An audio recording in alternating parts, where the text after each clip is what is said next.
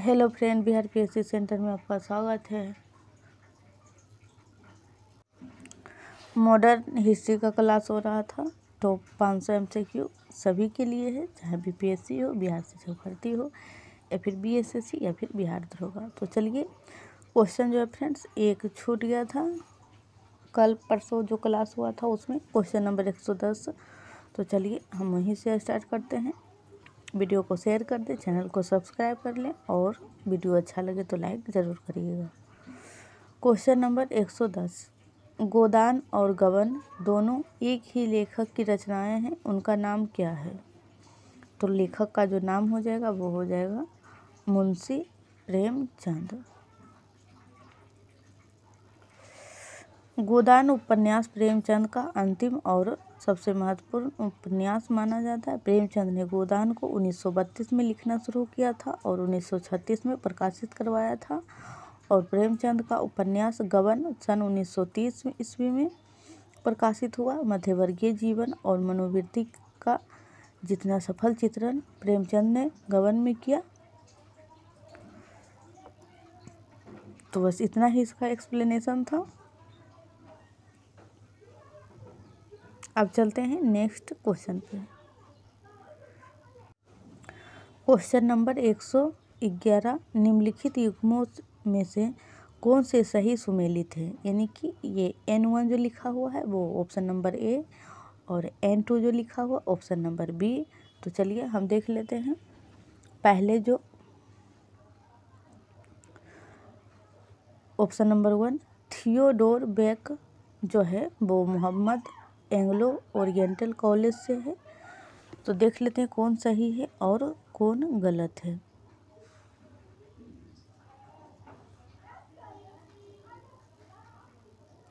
और इसमें पूछा जा रहा है सही सुमेलित है, तो सही कौन कौन है? तो ए तो सही हो जाएगा क्योंकि थियोडोर ब्रेक जो है वो मोहम्मदन एंग्लो ओरिएंटल कॉलेज इसी से संबंधित है। बी को देख लेते हैं, इल्बर्ट बिल। तो इल्बर्ट बिल जो संबंधित है वो रिपन से संबंधित है, ये भी सही है। और 3 जो है फिरोज शाह मेहता, तो फिरोज शाह मेहता ने भारतीय राष्ट्रीय कांग्रेस से संबंधित है। और 4 जो है बदरुद्दीन तैयब जी, तो मुस्लिम लीग से संबंधित नहीं है। तो इसका राइट जो आंसर हो जाएगा 3, यानी सॉरी फ्रेंड, इसका जो राइट आंसर हो जाएगा 1, 2 और 3, यानी कि डी सही हो जाएगा। चलते हैं नेक्स्ट पे।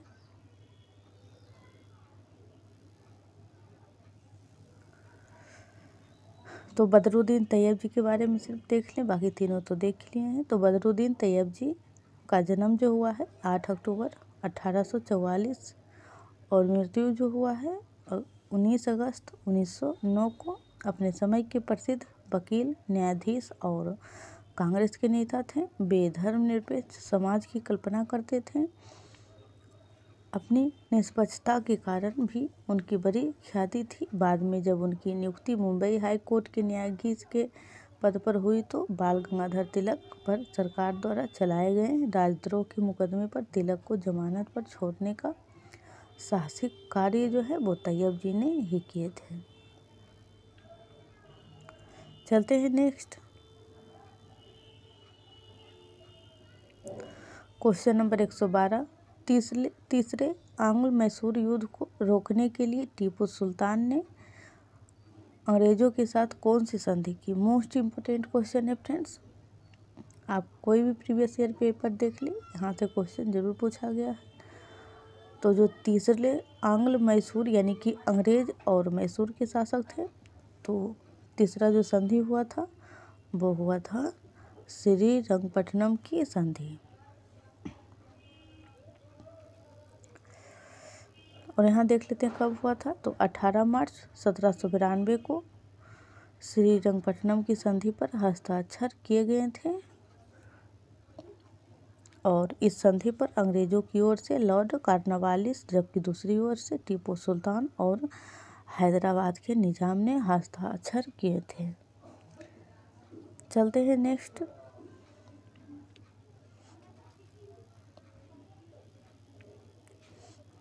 क्वेश्चन नंबर 113, बोडियार के शासक थे। तो बोडियार के जो शासक हो जाएंगे वो हो जाएंगे मैसूर रियासत।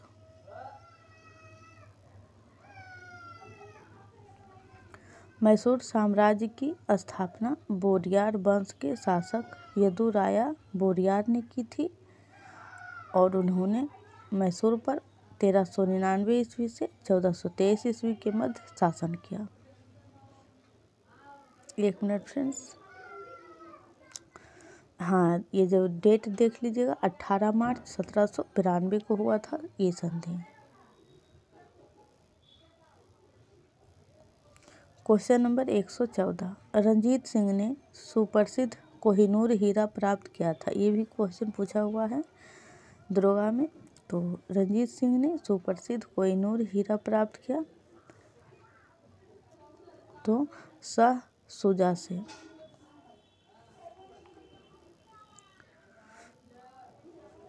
ज्ञातव्य है कि प्रसिद्ध कोहिनूर हीरा रंजीत सिंह को अफगान के शासक थे शाह शुजा से प्राप्त हुआ था, जिसे नादिर शाह लाल किले से लूटकर ले गया था और जिसे दिलीप सिंह से समांगरी को सौंप दिया गया था। समांगरी उसे कहते हैं जो महारानी, ब्रिटेन की महारानी होती है, उसे भारत की समांगरी कहा जाता है। तो उन्हें ही दिया है, वर्तमान में भी उन्हीं के पास है। क्वेश्चन नंबर 115, ठगों के दमन में निम्नलिखित में से कौन संबद्ध था। तो ठगी प्रथा था एक, तो उससे कौन से लोग संबंधित थे। तो कर्नल स्लीमैन। ये ठगों से संबंधित नहीं थे फ्रेंड्स, ठगों के दमन से यानी उसे समाप्त करने से संबंधित थे। ठगों के दमन का कार्य लॉर्ड विलियम बेंटिंक के आदेश पर कर्नल स्लीमैन ने किया था। इसके प्रयास तथा कुछ राजनीतिक प्रयासों के परिणाम स्वरूप 1837 में यह समस्या लगभग समाप्त हो गई। और वायसराय पूछा जाए तो विलियम बेंटिंक। फ्रेंड्स, इस चैनल पे बिहारी शाही का प्रैक्टिस सेट का क्लास हो रहा है। करीबन 15 प्रैक्टिस सेट कंप्लीट हो चुका है।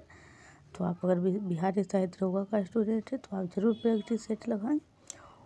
और इस चैनल पे एंशिएंट हिस्ट्री भी और बिहार स्पेशल भी कंप्लीट हो चुका है, तो आप उसे ज़रूर देखें।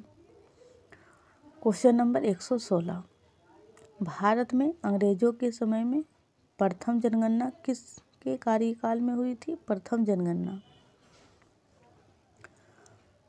तो लॉर्ड मेयो के काल में।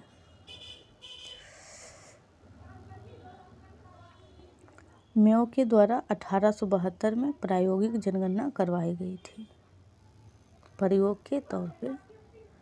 क्वेश्चन नंबर 117, स्वामी विवेकानंद का मूल नाम क्या था। तो नरेंद्र नाथ दत्त। क्वेश्चन नंबर 118, स्वामी दयानंद सरस्वती का मूल नाम क्या था। एक मिनट फ्रेंड्स, यहाँ पे जो था स्वामी विवेकानंद, जिन्होंने शिकागो में भाषण दिए थे, और यहाँ पे है दयानंद सरस्वती। तो दयानंद सरस्वती का जो मूल नाम है वो है मूल शंकर।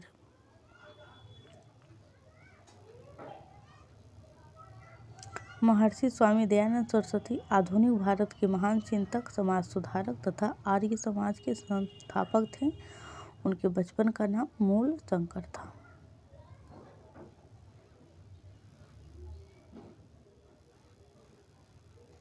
क्वेश्चन नंबर 119, निम्न में से किसने कहा था अच्छा शासन स्वशासन का स्थानापन्न नहीं है।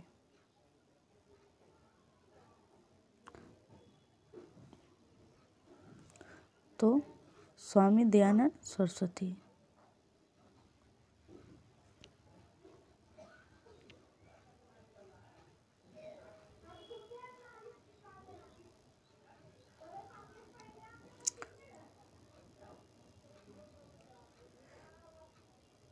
यहीं से पढ़ते हैं फ्रेंड। स्वामी दयानंद सरस्वती ने 1875 ईस्वी में बम्बई में आर्य समाज की स्थापना की थी। ये भी क्वेश्चन पूछा जाता है कि आर्य समाज की स्थापना किसने किया था, तो स्वामी दयानंद सरस्वती। और कब किया था, तो 1875 में, जिसका मुख्य उद्देश्य प्राचीन वैदिक धर्म की शुद्ध रूप में पुनः स्थापना करना था।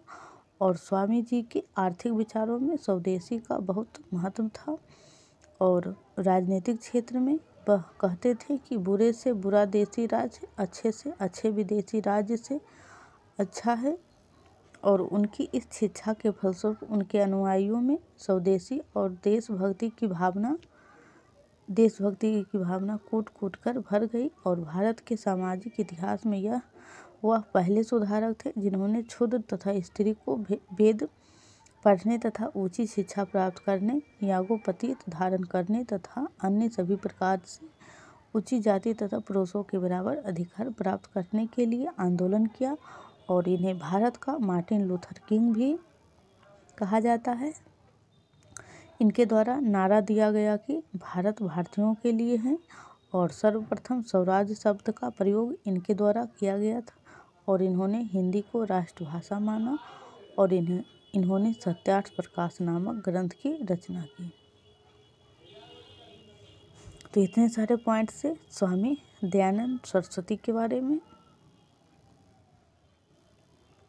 स्वामी दयानंद सरस्वती ने ही पहली बार यानी कि स्वराज्य शब्द का प्रयोग किया। और इन्होंने ही हिंदी को राष्ट्रभाषा माना। और सत्यार्थ प्रकाश जो है इन्हीं का ग्रंथ है। क्वेश्चन नंबर 120, बाईकॉम सत्याग्रह 1924-25 कहाँ चलाया गया था, तो केरल में।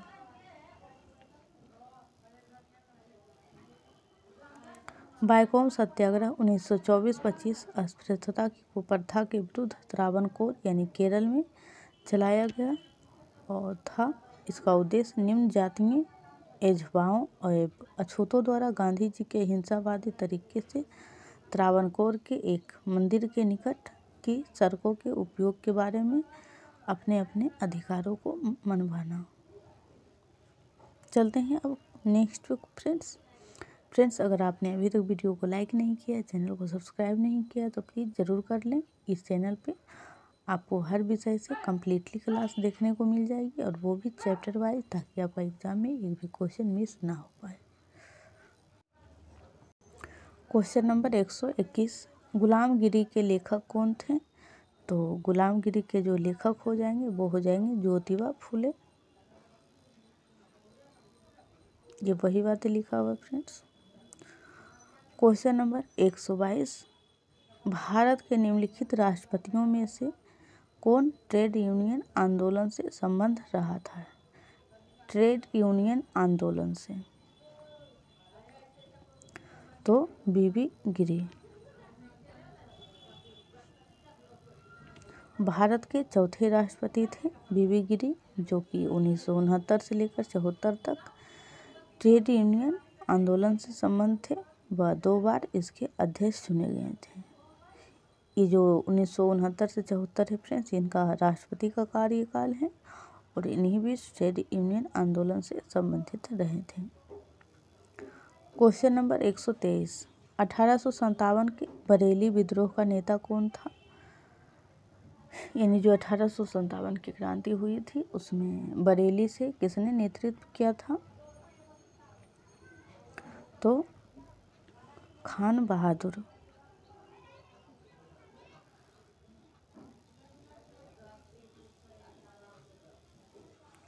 बरेली में खान बहादुर ने विद्रोहियों को नेतृत्व किया और खुद को नवाब घोषित किया। संपूर्ण रोहेलखंड के यही नेता थे, और कैंपबेल ने यहाँ विद्रोह का समापन किया और खान बहादुर को फांसी की सजा सुनाई।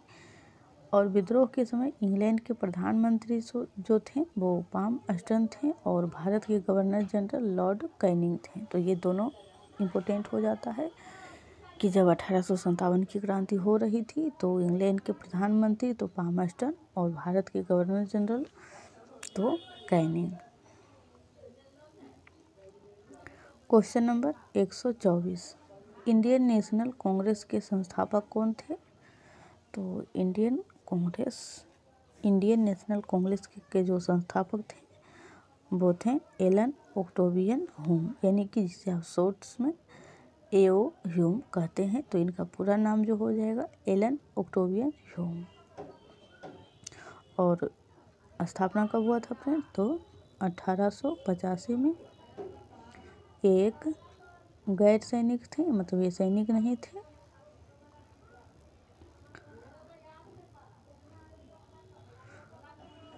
चलते हैं नेक्स्ट।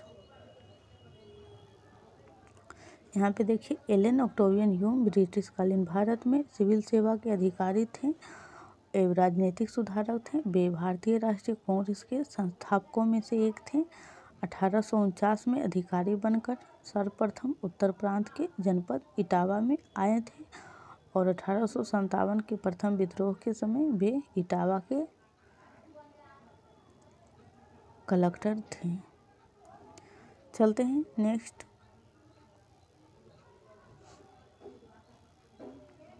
इन्होंने ही फ्रेंड्स कांग्रेस का स्थापना में किया था। इन्हीं के ही मदद से हुआ था 1885 में। क्वेश्चन नंबर 125, राजा जनता के लिए बने हैं, जनता राजा के लिए नहीं बनी है। राष्ट्रीय आंदोलन के दौरान निम्नलिखित में से किसने यह वक्तव्य दिया था? तो दादा भाई नौरोजी ने।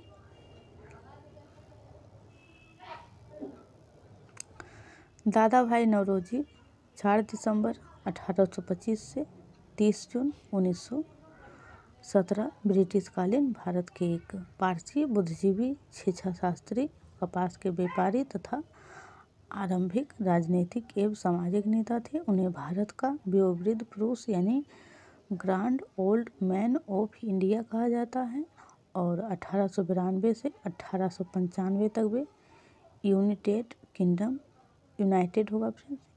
किंगडम के हाउस ऑफ कॉमन्स के सदस्य रहे थे।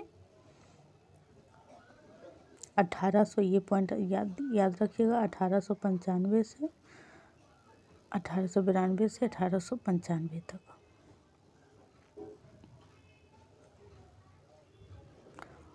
चलते हैं नेक्स्ट।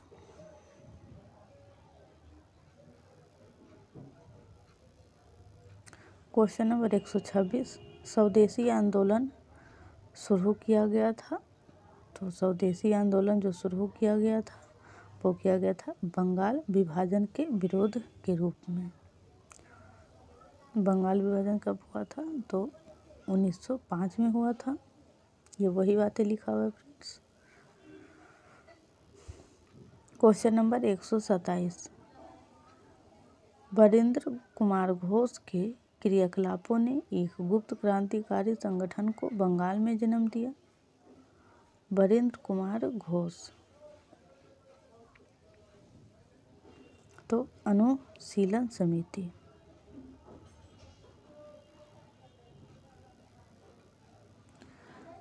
बरिंद्र कुमार घोष और भूपेंद्र नाथ दत्त के सहयोग से 1907 में कलकत्ता में अनुशीलन समिति का गठन किया गया, जिसका प्रमुख उद्देश्य था खून के बदले खून। 1905 के बंगाल विभाजन ने युवाओं को आंदोलित कर दिया था और जो कि अनुशीलन समिति की स्थापना के पीछे एक प्रमुख वजह थी। चलते हैं नेक्स्ट पे।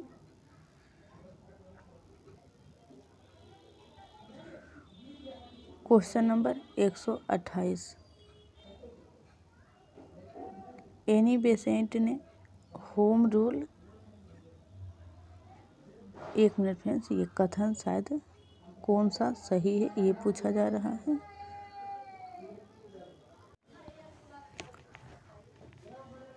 तो देखते हैं कौन से कथन सत्य हैं और कौन से गलत। तो पहले ए को देख लेते हैं।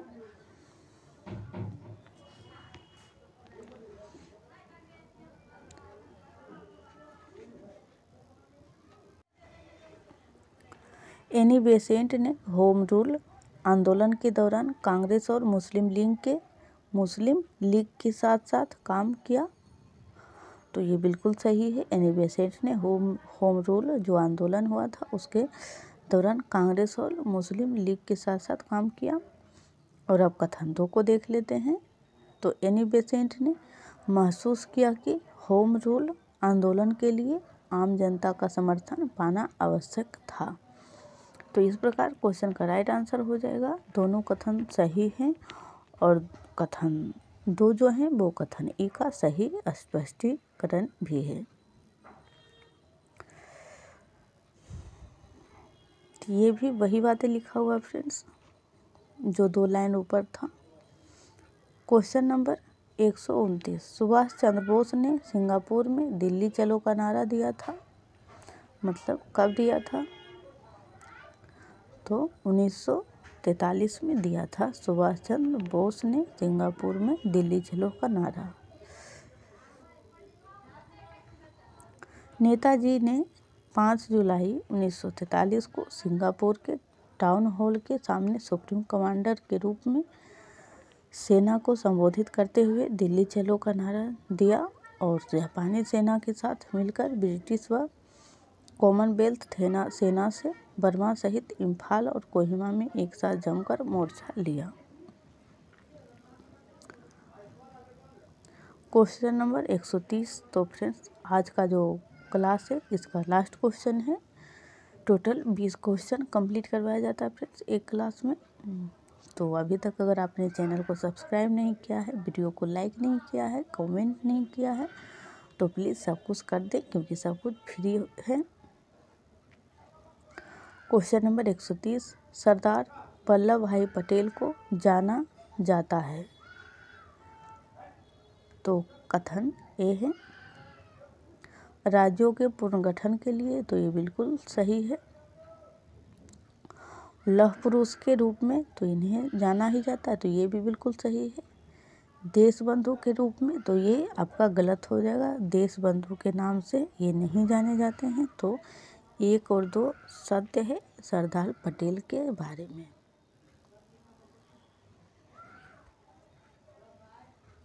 तो यहीं तक था फ्रेंड्स, तो फिर मिलते हैं कल।